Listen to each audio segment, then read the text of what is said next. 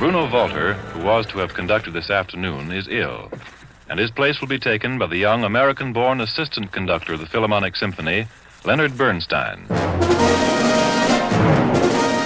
On November 14th, 1943, there emerged in the firmament a new star. That star turned into a comet, and that comet turned into a meteor, which landed on the podium of Carnegie Hall on that very day. That meteor had a name, Leonard Bernstein. My dad was 25, and the phone rang, and it was Bruno Zirato, the manager of the New York Philharmonic, informing my dad that he was going to have to conduct the matinee concert that very day because Bruno Walter was sick, and he was going to have to step in. The thing that never happens for assistant conductors was going to happen to my dad that day. The young Bernstein mounted the podium at Carnegie Hall, stood in front of the New York Philharmonic, and led a performance that catapulted him to the front page of the New York Times.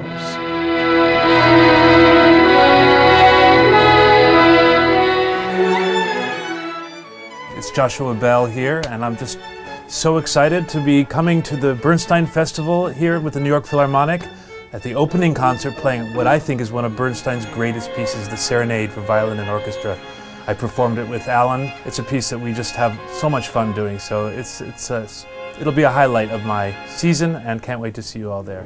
The first symphony is instrumental until the last movement, and the last movement uses a text from the Old Testament. It's from the Book of Lamentations, and it is a kind of keening, grieving sound that this singing has in the last movement, and it's just a real breast-beating sensibility.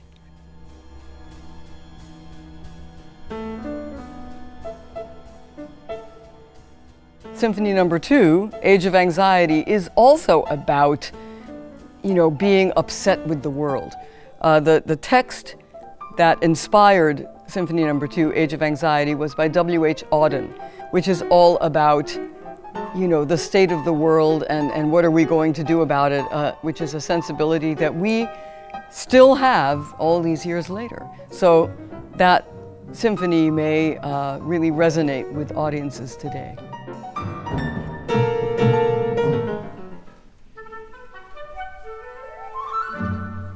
We've chosen two works that have important relevance to Bernstein. The first one is indeed one of the pieces that he led as a substitute for Bruno Walter.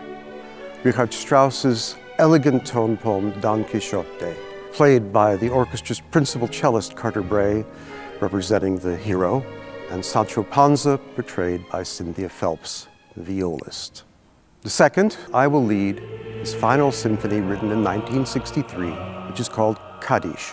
The Kaddish title of the symphony came after President Kennedy was assassinated, and he had actually already decided to use the text of the Kaddish prayer, the Hebrew text. The prayer is used at a funeral when someone has died. So at that point he decided to dedicate his symphony to the slain president, and it became the Kaddish Symphony dedicated to JFK.